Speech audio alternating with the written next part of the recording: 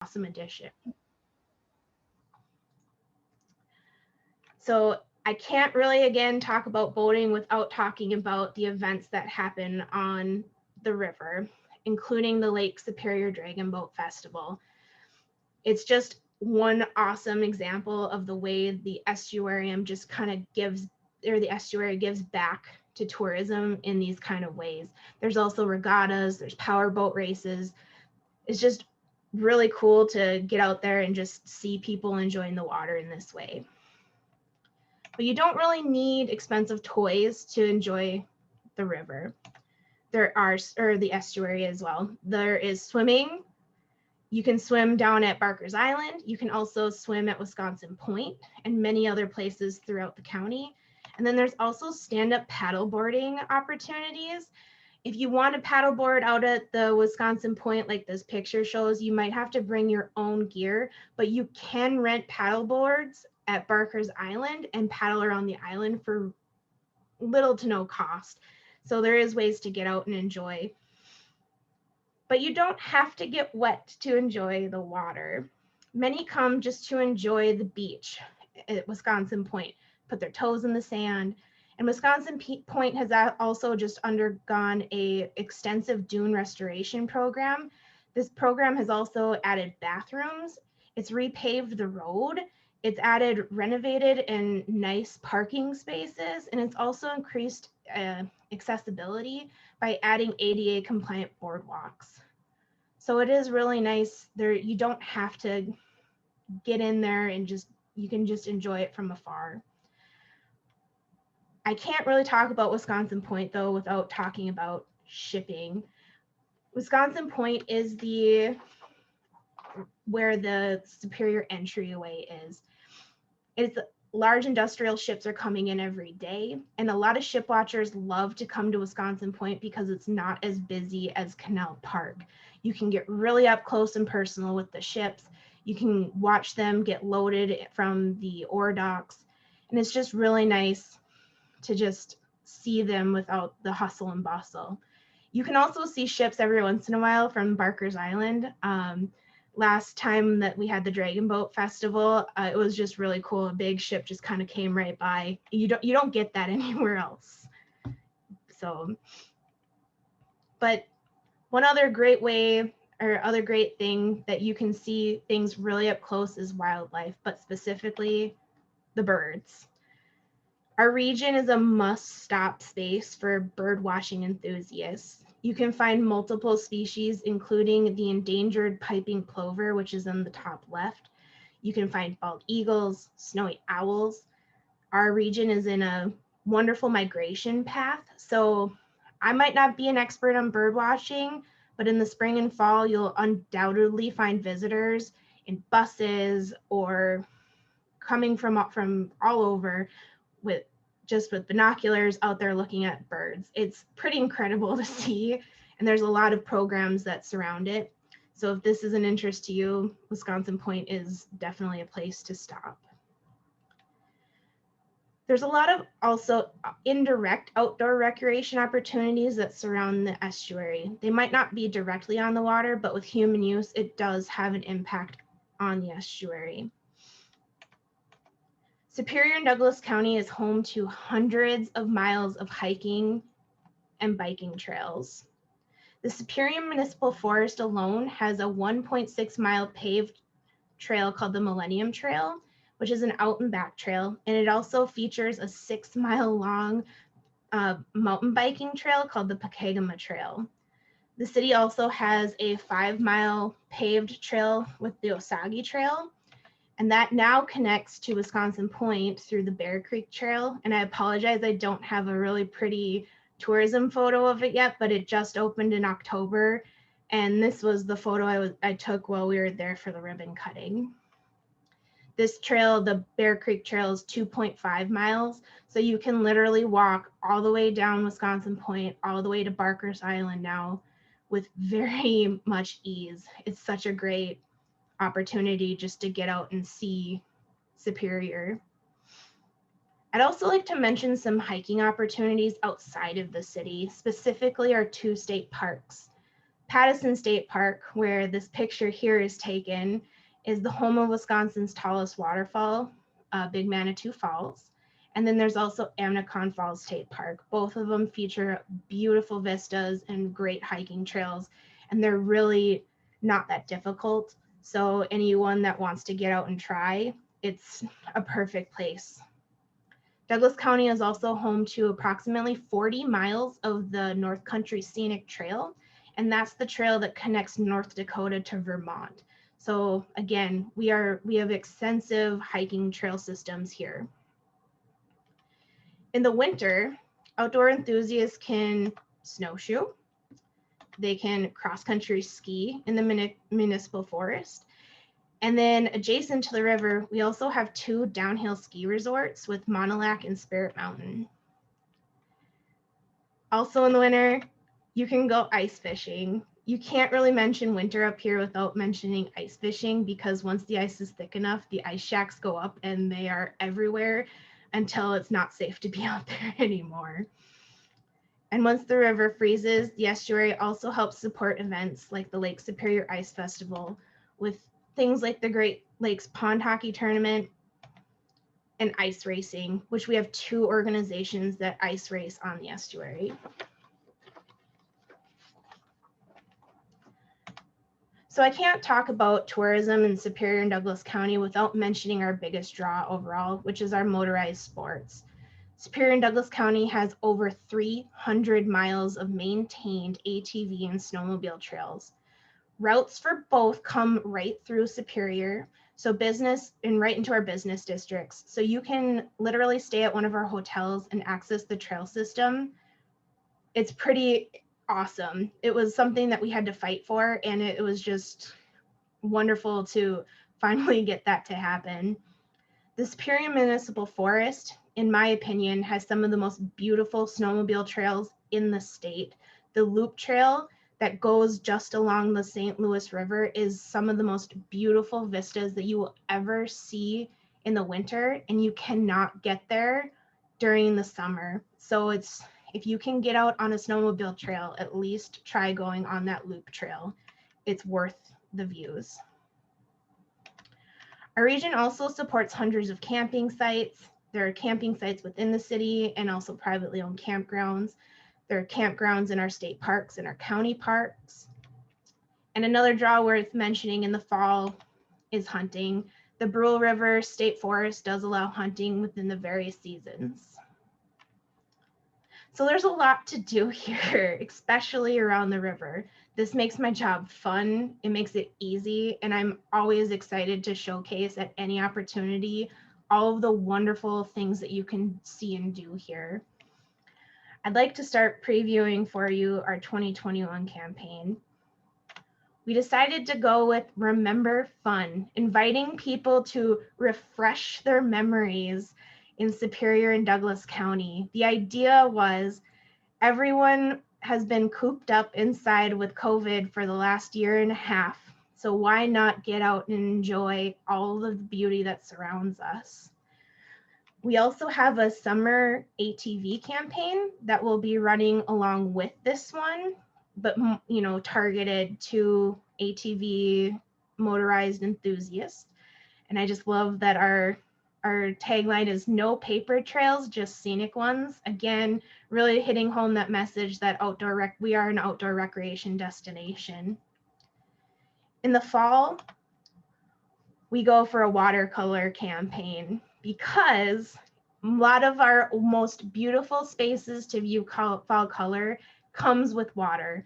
We are a very water-centric area, so it works and it's beautiful. And obviously I get kind of choked up and nerdy about it. So, and in the winter, we get really cheeky and we tell people not to hibernate because we are a 4-season outdoor recreation destination. I'm also going to give a little shameless plug here. Just today, we had a Discover Wisconsin episode air. Just today, it is premiered online on their website and YouTube page. And if you prefer broadcast, it will be airing this weekend. So please check us out. It was a labor of love to get this to happen during the pandemic. So tourism is definitely an impact to the local economy.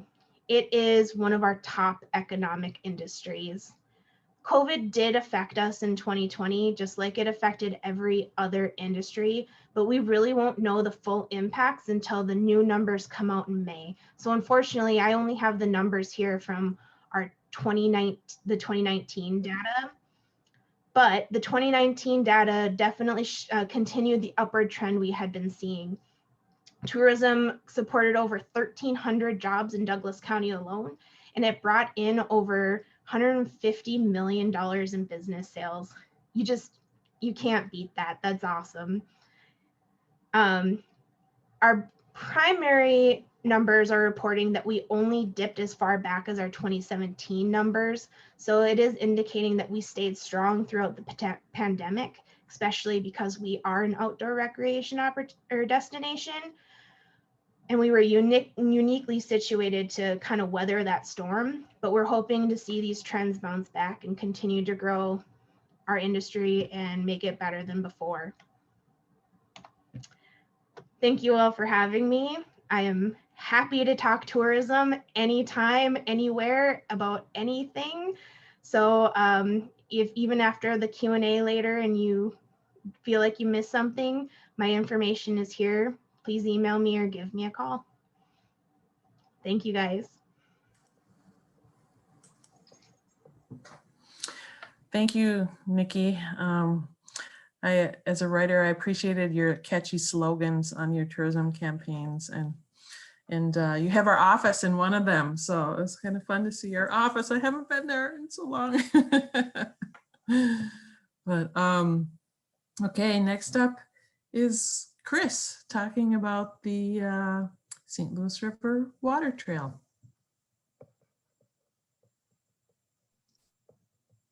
Okay, thank you. I'm going to share my screen. And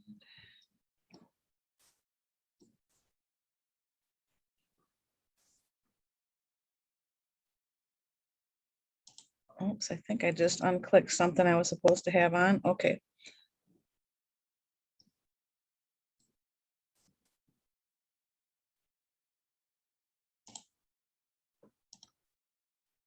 Okay, thanks again for having me. And Nikki, what a great presentation. Wow, I'm blown away. I can't wait to work with you on some more water trail stuff. I'm so excited about the upcoming open water season, and I'm getting an early start down here in Florida right now. So I hear it's been raining up there. I'm coming home tomorrow, but what a pleasure to listen to Nikki's presentation and see the great photos, and just really kind of get us ramped up for getting out there and hitting the water trail and the hiking trails. So today I'm going to talk to you about the National Estuary National Water Trail, and we're really happy to have some good news here that happened just recently. I'm Chris Eilers, and I'm the Executive Director of the St. Louis River Alliance. We are celebrating the designation of the St. Louis River Estuary National Water Trail. The St. Louis River Alliance is the managers for the water trail, and we are convening a working group to help implement the master plan that was created back in 2017, along with over 50 partners initiated by the city of Duluth. And if you want more information on the master plan, you can go on our website or on the city of Duluth's website and find the master plan for the water trail. I'm not going to get into the details of the master plan. I'm going to just talk about just a few of the things that we can expect to see and where you can get maps and things like that. My slide is not advancing for some reason. It worked just fine before. Oh, there we go. The St. Louis River Alliance. I recognize a lot of people in the audience today, but just to remind everybody, the St. Louis River Alliance is a member-based organization. We were started back in 1987 as the original Citizens Action Committee as part of the process of the area of concern when we were designated by the Environmental Protection Agency. And as river stewards, we're the voice of the river, working together to protect, restore, and enhance the St. Louis River. Our mission is to, we envision a clean and healthy river with a thriving ecology, economy, and community. And so that's a little bit about who we are. And we are managing the St. Louis River Estuary National Water Trail as one of our programs. I'm going to share now a little video that we produced this last year. Got it done just in time before the pandemic started. At the headwaters of Lake Superior lies the nation's largest freshwater estuary. Flowing between Wisconsin and Minnesota, the St. Louis River Estuary has a rich history. Unfortunately, due to unregulated industrial dumping, by the 1970s, the St. Louis River was considered one of the most polluted waterways in the United States. After decades of work by agencies, the river is now slowly and painstakingly being restored to health. The National Water Trail Project is a direct result of a cleaner river. It celebrates the slow return of vitality, giving people access to recreate and reconnect to the river once again. The St. Louis River Estuary National Water Trail was designed under the direction of the City of Duluth and over 50 partners. It is not a linear trail, but a series of loops for different skill levels and various watercraft. By providing access to wild spaces in an urban area, the water trail enables more people an opportunity to build their own memories and relationships to this unique treasure. The St. Louis River Alliance is a membership organization of river stewards working together to restore, protect, and enhance the St. Louis River. As proud managers of the water trail, the Alliance is leading a working group of representatives from Minnesota and Wisconsin to ensure its success. There is much work to do in order to make this water trail a popular destination, and the St. Louis River Alliance is making it a top priority. The St. Louis River Estuary Water Trail will lead you to untapped wild spaces just waiting to be explored. Support the water trail by becoming a member today.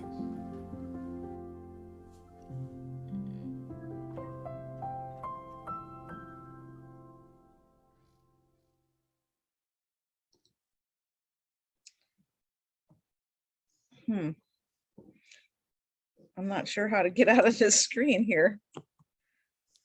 I think if you press escape. Yeah. There, I'm just gonna start, I'm gonna go back.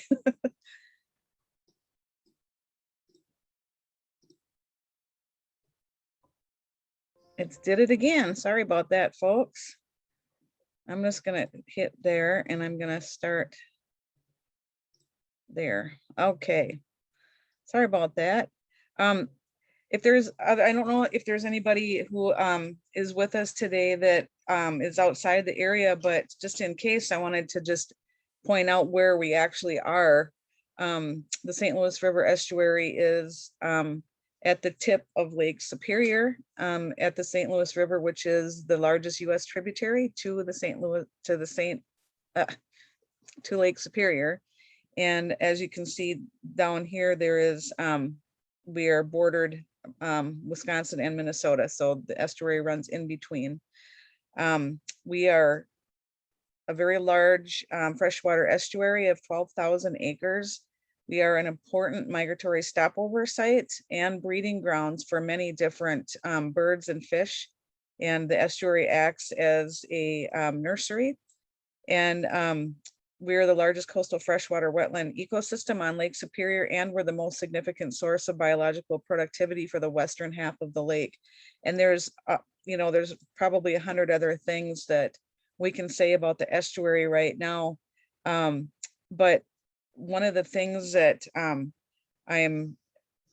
I'm kind of remembering today, especially, is the connection and how important of a migratory stopover site it is.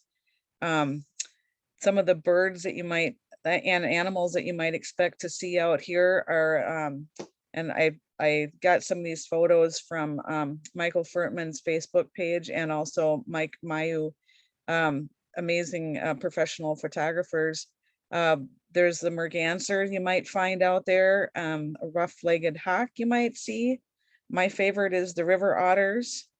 And Mike Mayo got this amazing viral shot of these bobcats on a tree this last winter, and also the American white pelicans you might see during migration up there by Chambers Grove.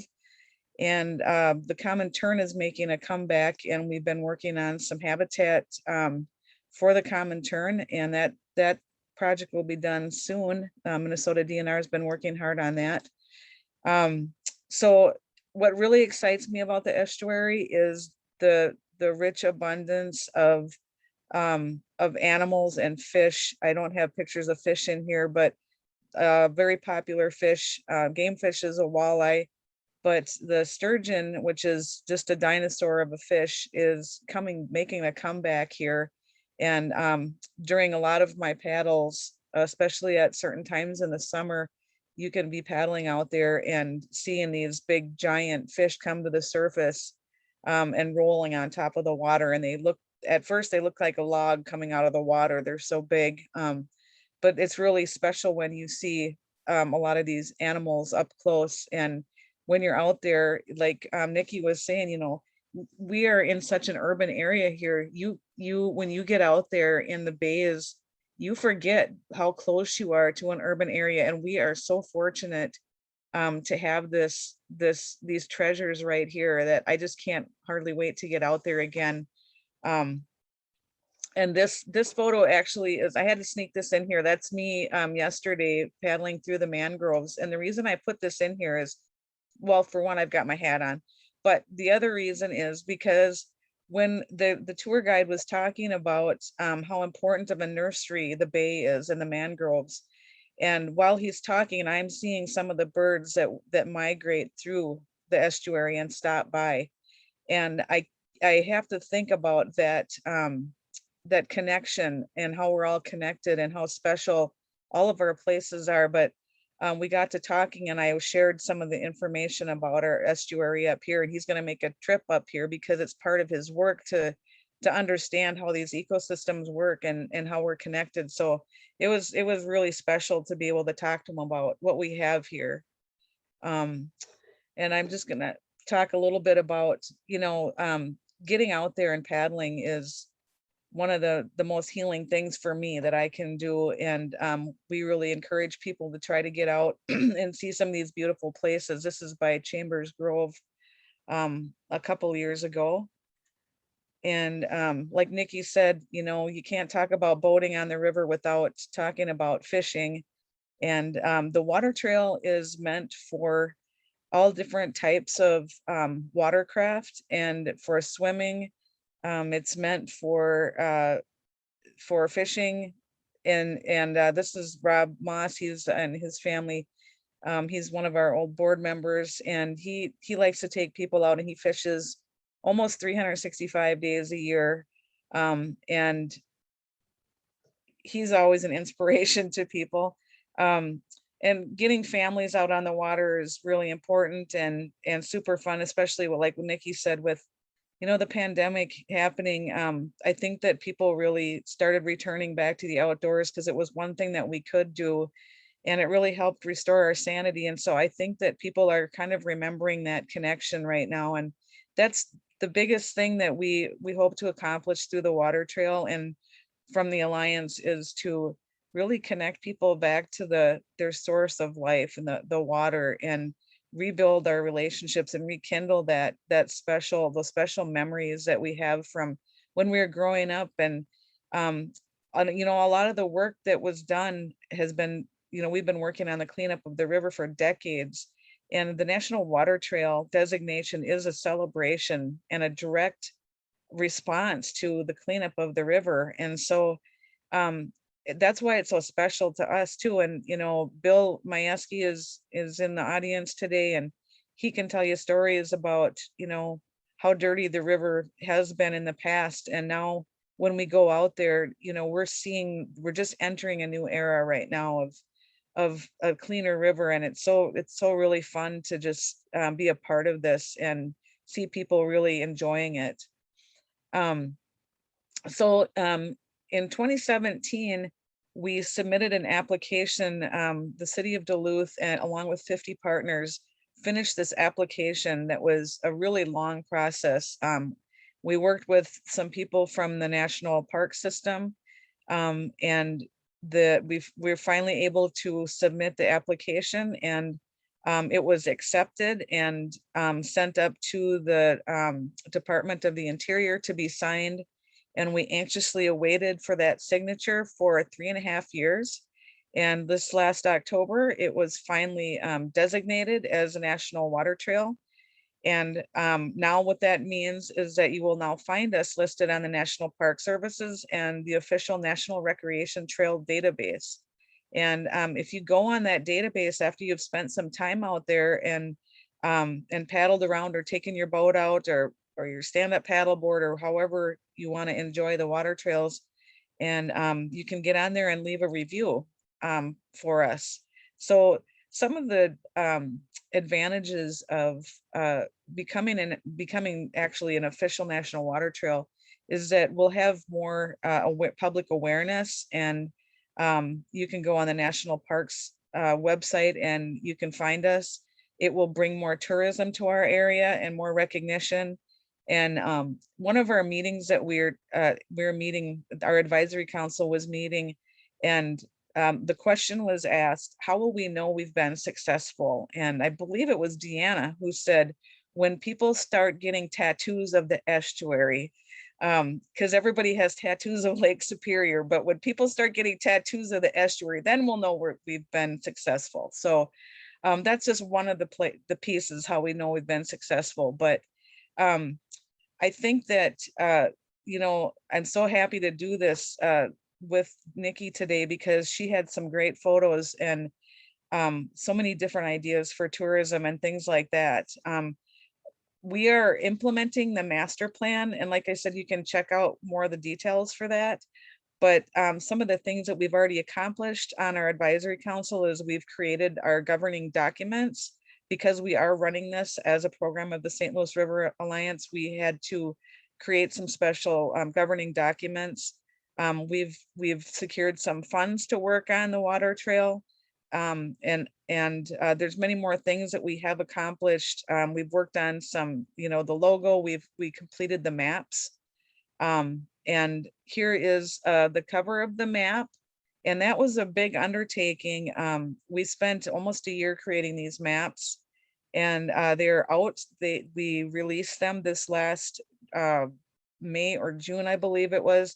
We went ahead and did it before we had the national designation, because we just needed to get them out. It was the beginning of the pandemic, and we just wanted to get them out in the hands of people so people could start enjoying it. But that's how big it is. It's a great full color map. On one side, in the first picture there, there's an overview of the estuary, and there's some little historic things in those little bubbles there. And there's information about the water trail itself. There's information about what animals you might expect to see. And then we raise money from getting sponsors for the map. So on this side of the map, there is our gold sponsors. So check them out when you get your map. And then on the far right picture is the inside of the map that has the loops are broken down into 4 sections. And then at the top of that map, there is information on each one of the trails. And there's 11 loops, and they are divided into beginner, intermediate, and advanced levels. And the map depicts each one of those and shows how long those loops are. And so there's something for everybody out there. The water trail does not go into the harbor for the simple reason of safety, and the wilder areas are up above the harbor. You can go into the harbor, but the water trail just does not. And like I said, these are loops. And so there's different, if you look at the information you can see where the access points are. In the future, we will be creating an app for phones, and it'll be an interactive app, and you'll be able to look things up and do some trip planning that way. So we're really looking forward to some of that work. One of the big pushes for the water trail is to help connect people to the river and to do a lot of education and outreach. It is also one of the goals to not rebuild, but enhance some of the landings and access points out there. The city of Duluth has been doing a lot of work, and the city of Superior has done a lot of work too. There's a new landing that Nikki can probably talk about too, is at the, there's a new landing in Superior that is Pokegama Bay. And so we're really excited about that. There's some rustic campsites. This map also depicts some of the private marinas and things like that. And it has a key that shows whether they're pay or not. And there are listed on our website, there are places that are distributing our maps for us, but we also have a free pickup outside of all these maps are free, by the way. Pick them up outside of our office. Here's a picture. We have them sitting out on a TV tray out there, or a little table out there, and you can come by and pick them up anytime. We will be returning back to the office a little more often these days. And so I'm sure that there'll be some questions, but I just really wanted to talk about when you're planning your trip, it's everybody's responsibility to get their own safety knowledge beefed up. And we do have some links on our website for safety. Sea Grant has got some great program and some good information on that. And also to follow signs, follow the laws, and pack in and pack out, and don't leave any litter. Follow the signs for public and private, respect people's property. But we really want people to get educated before they go out, because there is some big water out there, and you can get in a windstorm real quick out there. It's not like being on Lake Superior, but it's still pretty big water. And so we want people to just make sure they know what kind of levels that they need to be paddling at before they bring a family out there. We don't want any accidents. Other than that, happy water trails. If you have any questions, I'm here for a little bit. Check out our website and give us a call if you give us a call or give us an email for now, and we'll figure things out. Great. Thank you, Chris, for your presentation and for taking time out of your trip to give it to us. We've got a copy of the water trail map at home here, and it's really gorgeous. You guys did a great job on that. Yeah, we are already planning on making a second edition now. We've got some left, but we've really gone through a lot of them, and we probably will be going through the rest of them, I'm guessing by May. So we'll be printing the next edition for the map that will have the National Water Trail name on it. Oh, neat. Cool. We have a full box out at the Welcome Center here. We were very excited to receive them. So Great. yes. Before we get into the questions, I just want to say that our next talk will be the final one for this River Talk season, and it'll be on May 12th. And Tom Howes with Fond du Lac Band of Lake Superior Chippewa will be talking about Wisconsin Point. So you can hear more about the point yet again. But yeah, does anyone have questions? I don't see any questions in the chat. So if you have a question, feel free to unmute either for Nikki or for Chris.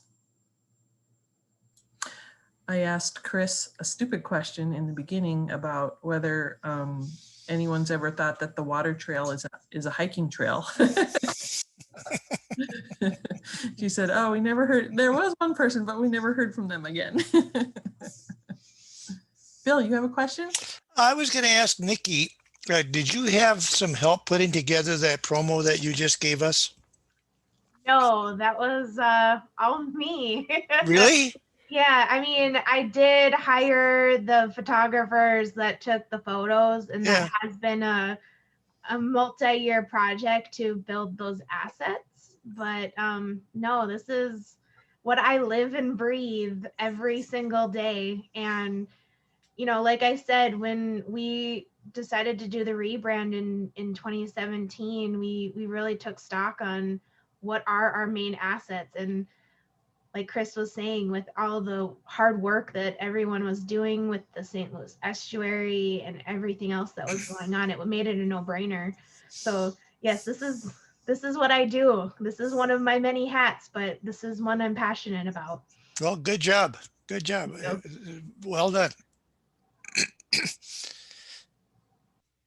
I guess one thing I would suggest is maybe having some pictures with kids in there. You know, that one with the ice fishing was really cute. We do have a lot more. I was just trying to Yeah. pick the photos that were Yeah. specific to St. Louis River, but Yeah.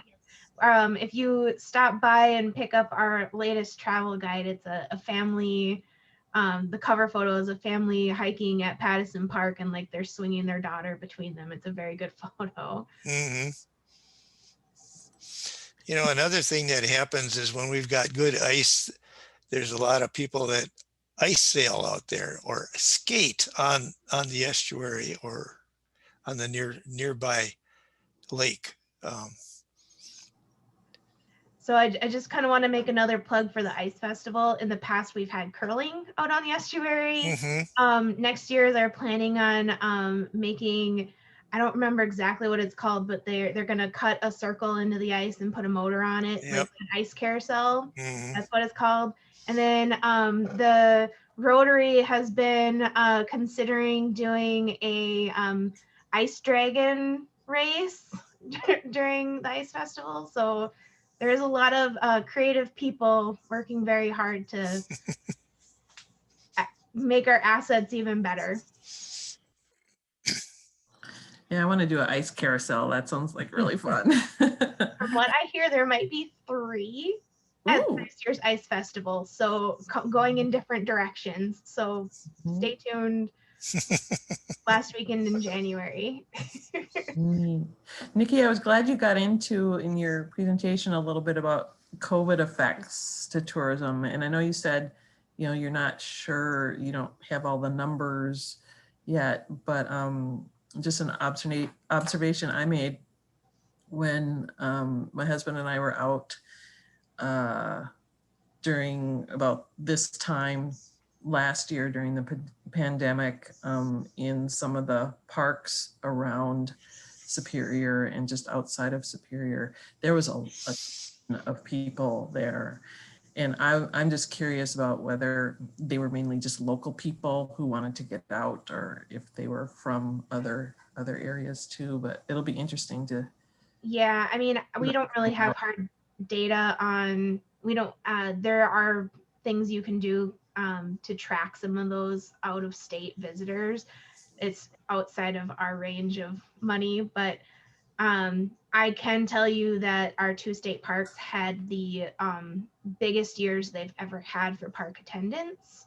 They have sold more, the state of Wisconsin sold more state park passes than ever before.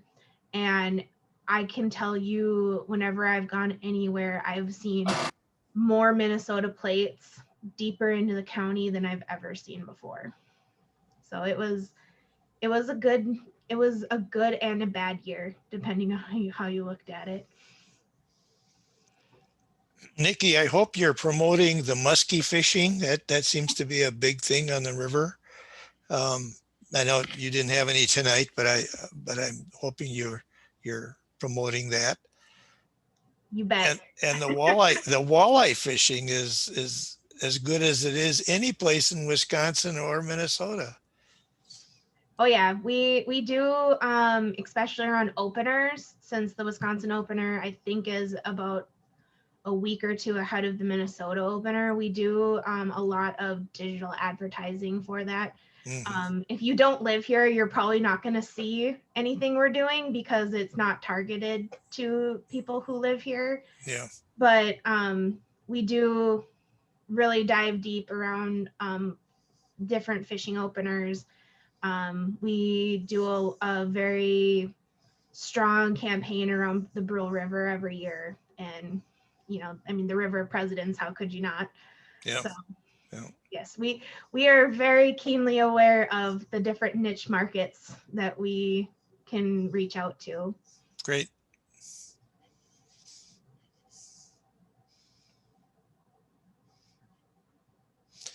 One of the things I've always felt strongly about is getting people out to on the water. And for many years, the St. Louis River Alliance sponsored a canoe kayak trip on the river. And we had a lot of people join us that would probably never go out and try it themselves to start with. But we made canoes available, and in some cases kayaks. And that got people down there. And I heard numerous times from people saying, boy, am I glad that we joined you. Now we go out there all the time. And especially kids. So the kids will learn the value of clean water, and they'll promote it and they'll take care of it. Yeah, thanks for mentioning that, Bill. You know, we didn't obviously have any of those events this last year, but our in the last 4 years, our yearly canoe and kayak trip, we actually had to close. We had to cut it off at 80 people. Because we were getting more than 80 people. We've had about 80 people, 70 to 80 people for the last 4 years. And the last year we did it in 2019, we had to cut it off at 80 because we just couldn't handle more than that.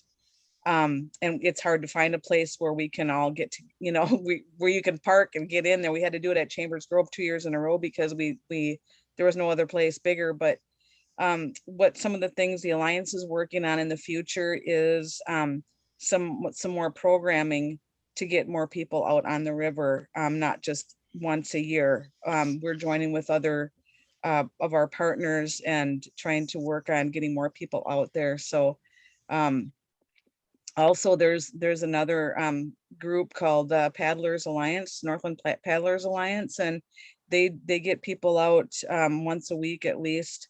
And you can get on their Facebook page and catch those events too. But you can look up for us on Facebook and catch our events, or you can go on our website. We're gonna probably start small this year and trying to figure out how we can do them. But we want to get people out there. And like Bill said, you know, when people get more used to or more comfortable being on the river, and they start connecting with it, they become stewards of the river. And that's what we're all about. We want people to take care of the river and value it. And, you know, we have a very delicate balance out there because we have a busy working harbor. But that doesn't mean that we can't have everybody taking care of their little part of it and making sure that they keep things clean. So, yeah, just keep on looking at our website and keep in touch with us on Facebook. We've got a few more videos that are on our Facebook or on our website as well. Check those out. And Nikki, when you said you were getting emotional about it, when I watch our videos, especially our member video, our main video, I still get really emotional about it because it's so beautiful. And when you get those drone shots of the river, and it's so beautiful that, you know, it just moves you, and just can't wait to see you guys out on the river this year. Yeah, I definitely have one of the luckiest jobs in the world to be able to talk about a place I love and promote a place I grew up in and love so much to the rest of the world. So I do want to put a small plug out there. If anyone's looking for a really good entrepreneur opportunity, we are really in desperate need of a canoe kayak rental in Superior or Duluth. So yes, we do. And I've actually been talking to some people about that, because that is definitely something that we need. I know that there's one There was 2. I'm not sure if there's going to be 2 this year or not, but some really good business opportunities for sure. And there are some comments in the chat. Janet and Randy Newberg said that they live near Boy Scout Landing and love kayaking the river, and they went out with the Alliance on some of the trips and learned a lot from those. So that's great. And then Madonna said, thank you to for everyone's efforts toward a healthy and enjoyable St. Louis River estuary. She suggests more programs on the river, maybe tap into university, college, and local business organizations through science and fitness. So. We are actually partnered up with the university for on our advisory council for the water trail too. So we've got some great input. We've like on our advisory council, just so you guys know, we've got we've got people like representing on our advisory council. It's actually a working group. It's not really an advisory council. It's a working group. And it's Port Authority. We've got Minnesota DNR and groups like that. We've got the Power Squadron, and a lot of somebody from the city of Superior, somebody from the city of Duluth, and there's more people, somebody from Fond du Lac. We've got all kinds of representation. So that's been part of the best part of it, is the networking that we've done, and that's the main part of what we're doing, is networking and working together on getting people out there.